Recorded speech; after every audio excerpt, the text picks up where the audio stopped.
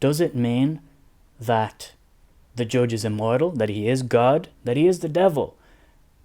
Why is he playing a fiddle? Why is he naked? So many questions.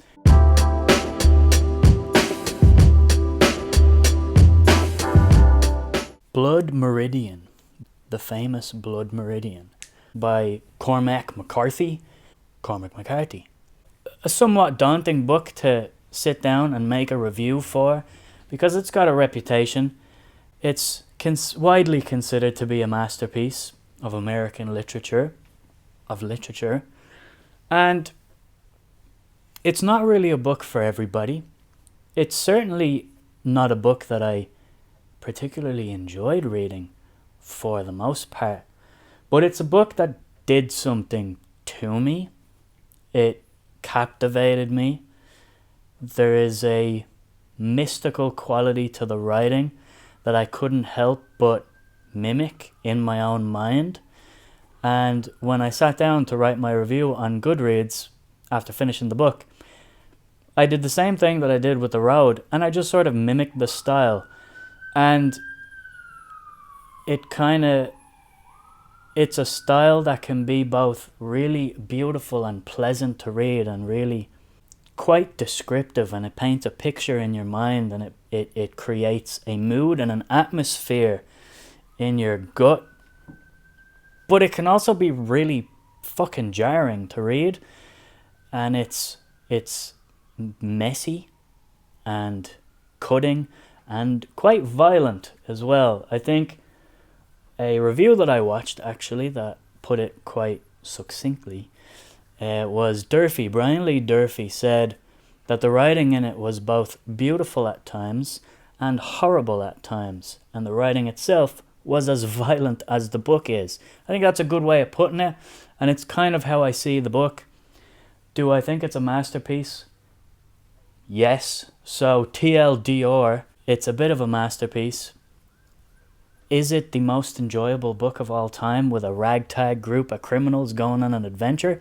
No. It is certainly about a ragtag group of criminals, but it sort of is the demystification of that in American literature.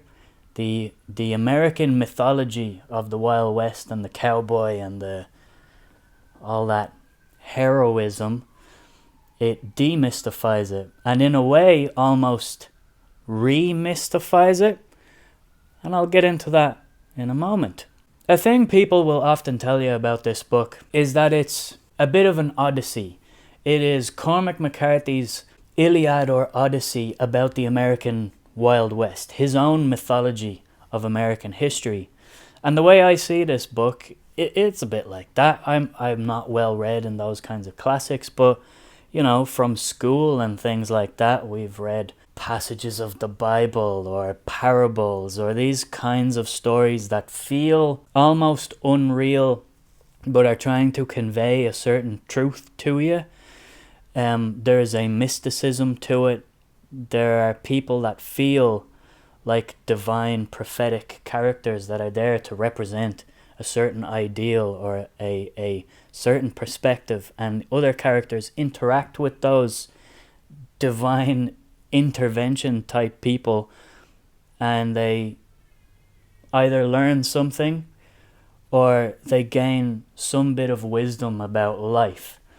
And I think this book is that, but it is just about violence and pulling back the curtain on the American Wild West and expansionism. And you can even take it into the present with American media and culture and capitalism, and specifically reading it as a person who isn't American, it also rings true kind of today that the characters in this book almost represent American culture to me. So it's both a parable of violence, a literal history of America, because if you don't know, this is about the Glanton gang in the Texas-Mexico border in the 1850s that were a scalp hunting gang, and they used to scalp Mexicans, Native Americans, Apaches, Comanches, and And the Apaches and Comanches were obviously tribes of Native Americans that were also equally violent.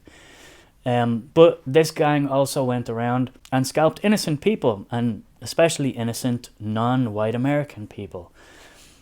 And this kind of mythos built around American expansionism, which of course was inherited from white European colonialism, which obviously white Americans are descendants of that. So that culture that was bred into them manifested in these ways, and this gang were paid to scalp natives. And this book specifically focuses on them. So it's both a literal history, a parable, but also a metaphor in a lot of ways for what I think, at least in my own interpretation, to be American culture. And I think reading it as a non-American person who has been overexposed to American media and news and different American points of view and American capitalist culture,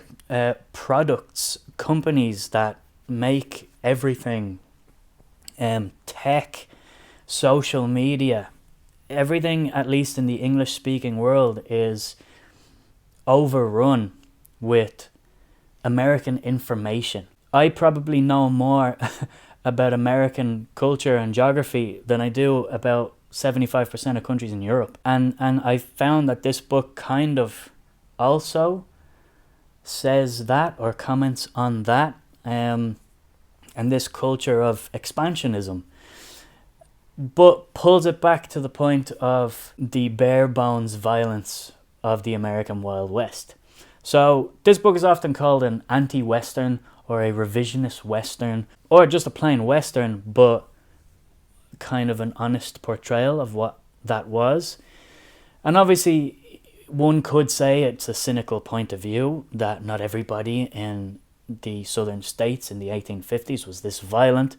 But McCarthy doesn't really give you any glimpses of genuine humanity in this book. And that's why it also feels like a bit of a parable. Some of the characters in this book feel larger than life. They feel mystical. They feel almost otherworldly or divine. And I'm not just talking about the judge, which is the character that everybody talks about. I'll get to him in a moment.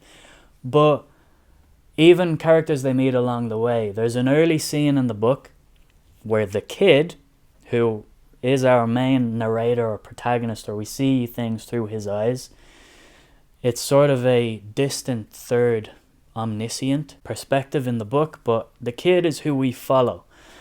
And we meet a character that warns him, almost in this biblical kind of way, early on about the path that he's going to go on. He can choose to go down this path of violence and terror, or choose a different path and maybe things will work out differently. And we're told in the first 10 pages that this kid, from the moment he was born, showed an unnatural propensity for violence. I think mindless violence was the term that he used.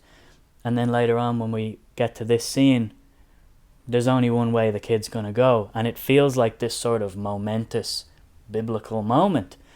And this is the kind of quality of the writing in the book that just, it's captivating. But then again, it's a book that you need to read in bite-sized chunks because it is quite violent and unsettling. The characters aren't particularly psychologically complex or nuanced, but he still makes them interesting. And I'm now specifically going to talk about the judge, because the judge is altogether evil. And a lot of people say, oh, he's Satan. He's the personification of Satan. And I see that. But I think he might be God and Satan at the same time. He is God and the devil. There are times where he behaves like God, like a God figure. There are some great quotes from him in this book. The whatever exists in creation without my knowledge exists without my consent is a really, really riveting scene. And that is something a godlike figure would say. And I think what McCarthy is probably trying to say is the idea of a god would be an extremely violent person if this is the history of humankind. Anyway, you could go down a rabbit hole talking about the judge, but moving on with the book. Because violence is the main theme in the book, there's a lot of interesting word choice and deliberate word choice and deliberate cadence in the sentences and how he writes them. And I find it very interesting, and you could analyze it to death, and people on the internet I'm sure have analyzed it to death. But I'm kind of just coming at this after sitting on it for a week. But there are very deliberate word choices and certain scenes that have hidden meaning. And one in particular is when the kid is separated from the group, the scalper gang, and he's with another young member, another kid, who is injured, and he seems his leg or his arm, I can't remember which, is starting to rot, and he has gangrene. And some of the word choice, and even the choice to give this kid gangrene, is very deliberate, and every chapter has an element like this, and it can feel episodic. But in terms of the word choice, I find it's kind of genius. The kid hates that this other fella has gangrene and is weak, and he shows this youthful, ignorant, immature hatred of weakness. And he sits down, and the kid is kind of crying and screaming, and they're sheltered for the night. And the kid says something like, I don't know what I'm going to do, or blah, blah, blah, or he's afraid for the future. And our protagonist, the kid, the narrator, semi-narrator, spits on him and says, I know you're kind, and what's wrong with you is wrong all the way through you. And I think he's talking about weakness and a fear of what they need to go and do. And it's an interesting word choice, and it's also interesting with the fact that he gave this kid gangrene, which is a very violent way to die. Without spoiling the rest of the scene, the only escape from gangrene is violence. So it's like this cyclical metaphor of death begets death begets death, or violence begets violence, where the only way out of this for the kid would be, okay, I need to chop off my leg now, or I need to kill myself. And it's quite a powerful scene. It's also quite an unsettling scene.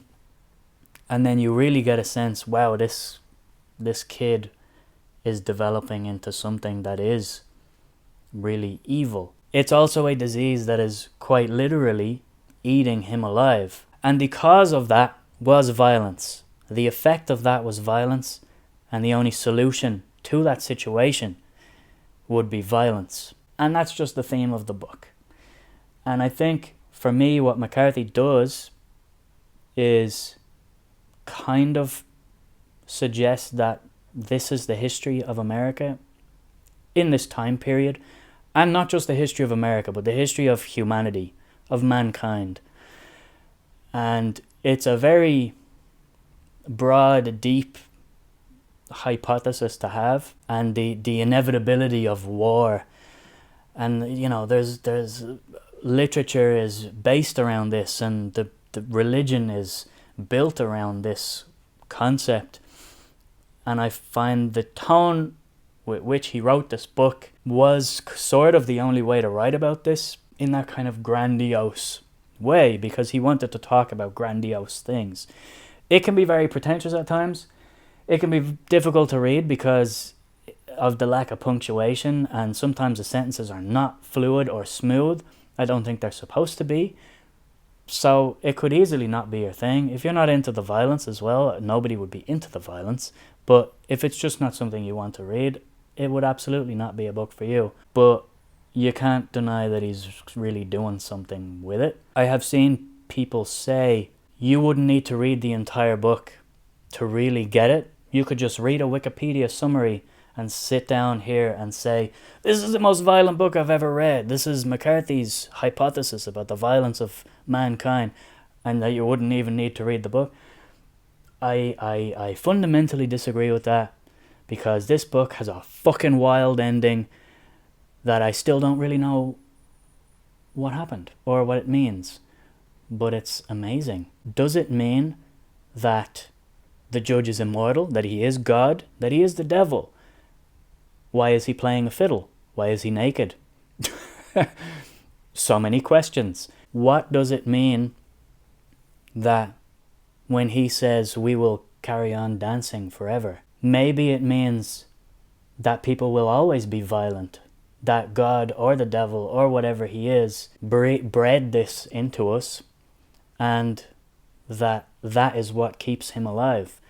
I don't know, but you need to read all of the parables leading up to the end of the book. That is crazy, and I just gave you a snippet of it. If you don't read the book, you're not going to pick up on all the tiny little details and hints, and there are scenes that feel like short stories within themselves, little vignettes, or a parable per chapter that just show you the depravity of these people.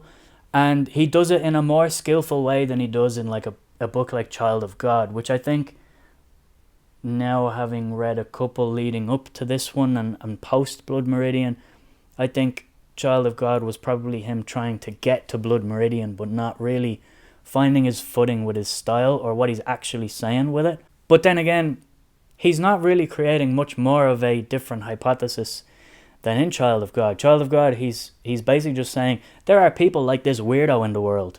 In this one, he pulls it back, it's grander, and he's saying, humankind is like this, and world history is like this, and specifically American history is like this. And the judge himself, while maybe he's God, maybe he's the devil, I think you could also see him as the United States of America. And like I was saying previously, with modern American culture and media and in the information age that we live in, the English-speaking world is dominated by American culture.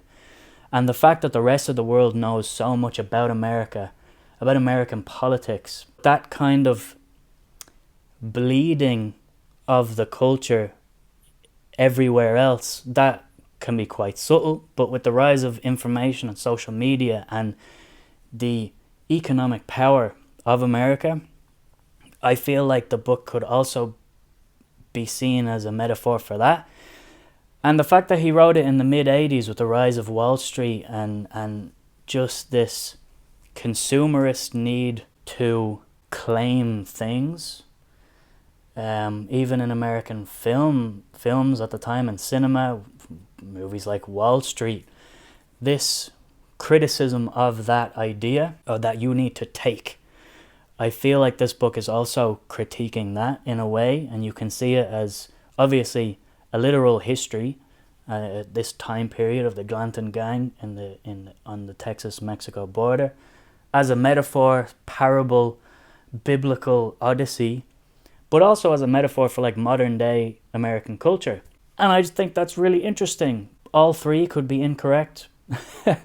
All three could be correct. Who knows? But again, it's sort of up to you and however you want to interpret the book. A ragged stripling stepped from a doorway by a wooden rain spout and tugged at the judge's elbow. He had 2 pups in his shirt front, and these he offered for sale, dragging one forth by the neck. The judge was looking off up the street. When he looked down at the boy hauled forth the other dog. They hung limply. "Perros a vende," he said. "Cuánto quieres?"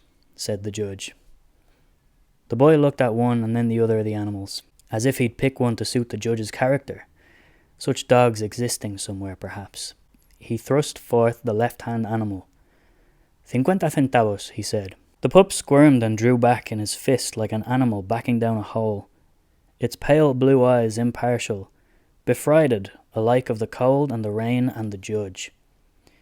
"Ambos," said the judge. He sought in his pockets for coins. The dog vendor took this for a bargaining device and studied the dogs anew to better determine their worth.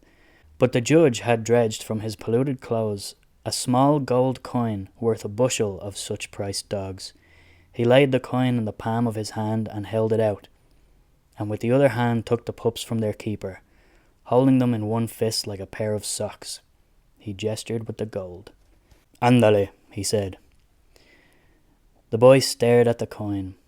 The judge made a fist and opened it. The coin was gone.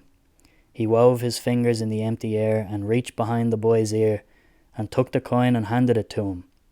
The boy held the coin in both hands before him like a small ciborium, and he looked up at the judge. But the judge had set forth dogs dangling. He crossed upon the stone bridge, and he looked down into the swollen waters and raised the dogs and pitched them in. At the farther end, the bridge gave onto a small street that ran along the river. Here, the Van Diemen lander stood urinating from a stone wall into the water. When he saw the judge commit the dogs from the bridge, he drew his pistol and called out. The dogs disappeared in the foam. The Van Diemen lander raised and cocked the pistol. The pistol bucked in his hand, and one of the dogs leaped in the water, and he cocked it again and fired again, and the pink stain diffused.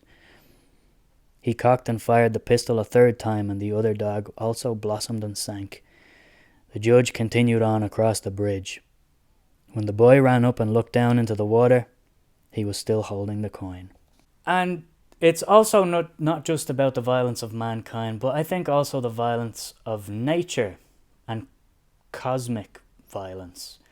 There's a lot of cosmic imagery. There's a lot of redness, of black scorched earth. Every scene, every visual description that he does in this book is extremely vivid and extremely red. I always just imagine in my mind this cover right here of the Picador Classics edition is what I picture in my mind, of them sitting around a fire that is blood red with the judge kind of towering over it, his big bald albino head, and behind him just these red devil horns that are just also bull horns, and then this black scorched earth all around him.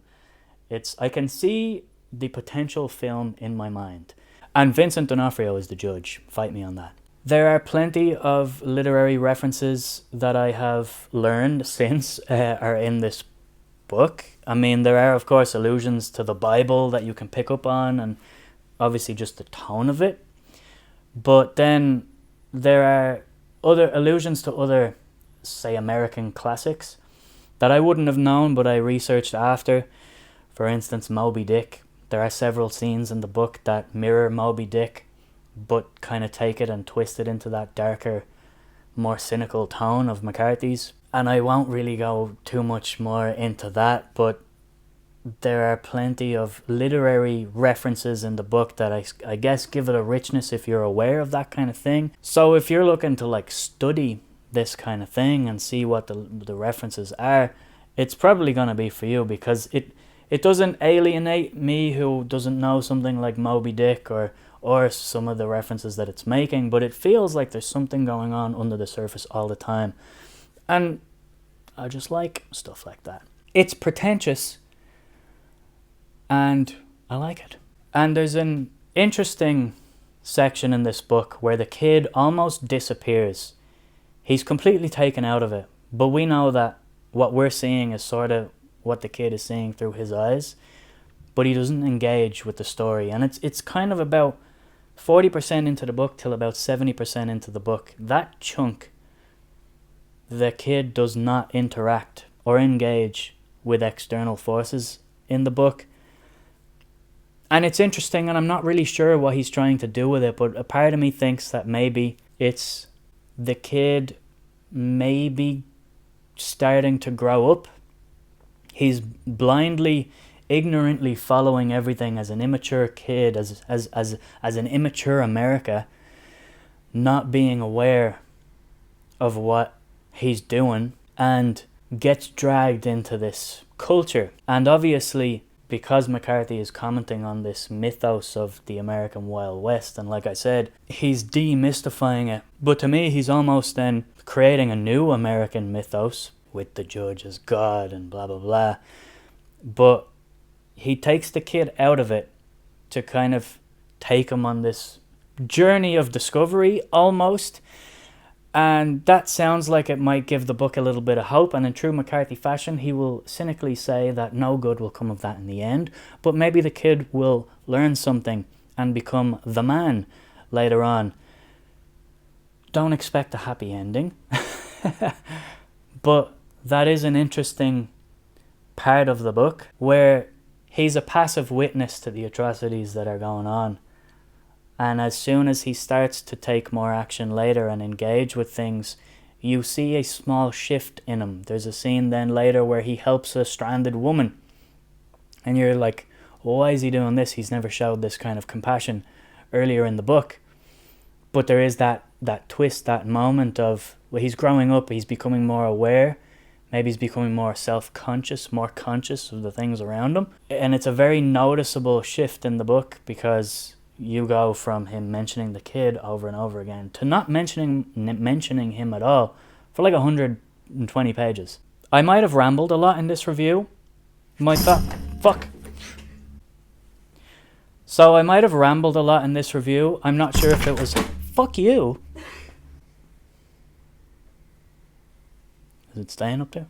So I might have rambled a lot in this review. I'm not really sure how to wrap it up either. There are probably more coherent literary analyses of this book online on YouTube. There's like a 5-hour video that I found just searching through YouTube yesterday. But I hope that maybe I was able to get across some of the things that were swirling around in my mind while reading this book.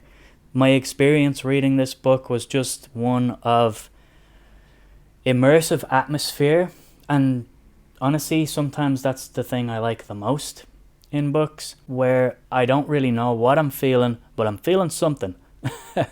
And it's usually with a pretty oppressive, gritty atmosphere. Not a book that I would recommend to probably 90% of people, but certainly an interesting book and a bit of a masterpiece, and one that could be reread and reanalyzed every few years. If you have read this book and you have more coherent things to say than I do, please jump down into the comments and let me know. I would love to discuss this book with anyone, really. Anybody who would want to have a discussion with me, and you have a YouTube channel, or even if you don't, hit me up, let me know. That would be cool. And if you managed to make it to the end of the video and I didn't bore you or annoy you, consider liking it and subscribing. See you guys next time.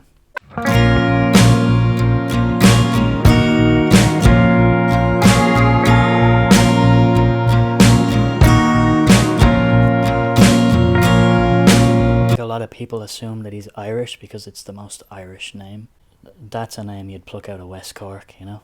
Cormac McCarthy. Ploughing the fields, you know. He owns a lot of road frontage and several cattle.